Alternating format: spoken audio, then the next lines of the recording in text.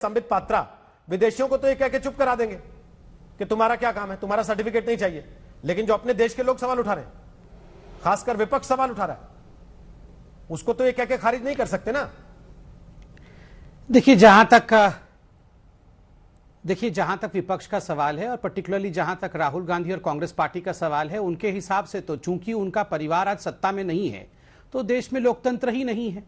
कहीं ना कहीं उनके लिए तो परिवार ही लोकतंत्र था, परिवार से बाहर हो गया तो लोकतंत्र नहीं है। 2014 से ही वो आलाप कर रहे हैं कि लोकतंत्र समाप्त हो गया है, तो वो विषय छोड़िए। देखिए बिल्कुल लोकतंत्र है नहीं है, आपका ये अधिकार है, आप हमसे सवाल पूछे, विपक्ष का भी अधिकार है वो हमसे सवाल पूछे। मगर ये फ्रीडम हाउस और वी डेम, मैं इसके बारे में बताना चाहूंगा और आप लोग इसको बिल्कुल तथ्यात्मक रूप से जांच भी कर ले और देख भी ले। जो फ्रीडम हाउस अमेरिका की जो एनजीओ है, जब इन्होंने एक नोट जारी किया था और कहा था कि हमारे देश में लोकतंत्र कम हो गया है, हम पार्टली फ्री कंट्री रह गए हैं, उन्होंने हिंदुस्तान का एक नक्शा, हिंदुस्तान का मैप जारी किया था। उस मैप में उन्होंने जम्मू कश्मीर को काट दिया था। उन्होंने कहा था कि Jammu Kashmir is not part of India, और उस रिपोर्ट के मुताबिक आर्टिकल 370 को एब्रोगेट करना यह भारत में कहीं ना कहीं अलोकतांत्रिक तरीकों को दिखाता है।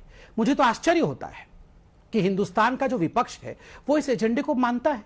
वो मानता है कि जम्मू कश्मीर हिंदुस्तान का हिस्सा नहीं है, क्योंकि नक्शा ट्वीट किया था फ्रीडम हाउस ने, ये आप और मैं जाके देख सकते हैं ट्विटर में भी और उस आर्टिकल में भी। नंबर एक, वीडेम का मानना है, वो एक स्वीडिश संस्था है, वीडेम का मानना है जहां तक लोकतंत्र का हवाला है, हिंदुस्तान का लोकतंत्र पाकिस्तान जैसे या पाकिस्तान और बांग्लादेश से भी खराब हो गया है।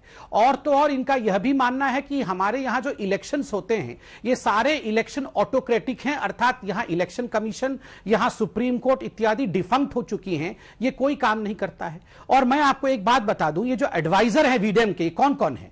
एताज एहसान, जो कि सुप्रीम कोर्ट ऑफ पाकिस्तान में पहले जज थे, बाद में कानून मंत्री बने और विधि मंत्री बने पाकिस्तान के, अब्दुल्ला एम अल सईदी, और चाइना के कॉन्टेम्पररी पत्रकार युंग हांग चू।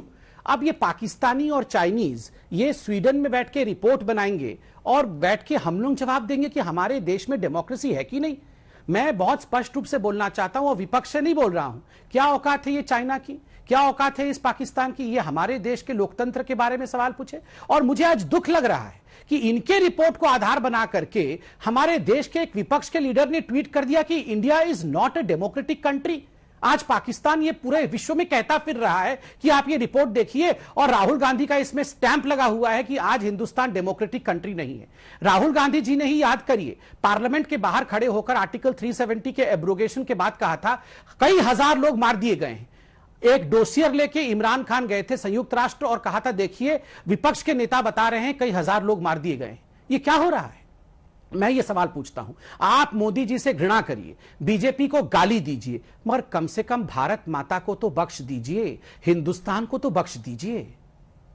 सुप्रेशनित, आप कंधा बन जा रहे हैं एजेंडा चलाने वालों का, या आप इस्तेमाल कर रहे हैं उनका कंधा जो एजेंडा चलाना चाहते हैं भारत के खिलाफ? धन्यवाद। और आपने ये अच्छी प्रैक्टिस करी है कि हम लोग एक दूसरे को आक्षेप नहीं लगाएंगे और बीच में नहीं बोलेंगे।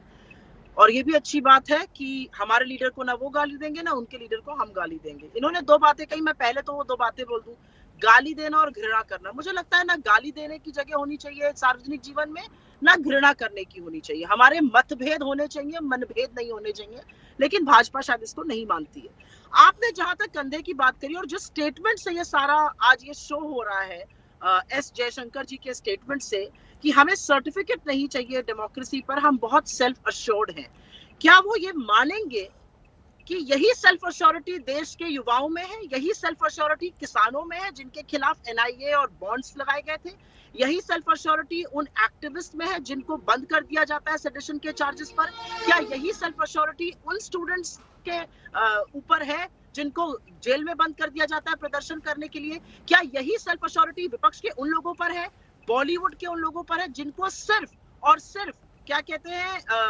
आवाज उठाने के लिए बीजेपी के फ्रंटल्स जैसे कि सीबीआई, ईडी, इनकम टैक्स का सामना करना पड़ता है? तो सेल्फ अश्योरिटी की जहां तक बात है, मुझे लगता है सेल्फ अश्योर्ड सिर्फ एस जयशंकर जी हैं, देश आज सेल्फ अश्योर्ड नहीं है। दूसरी बात, इन्होंने बोला हमें सर्टिफिकेट नहीं चाहिए।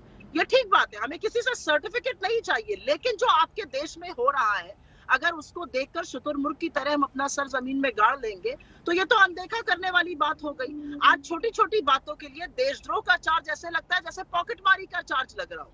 ये असलियत है इस देश में। आज छोटी छोटी बातों के लिए देशद्रोह और देशभक्त के सर्टिफिकेट बांटती तो भाजपा फिरती है। आप चरण वंदन करिए, आप देशभक्त हैं। आप सवाल पूछिए डेमोक्रेसी के लिए तो आप देशद्रोही हैं।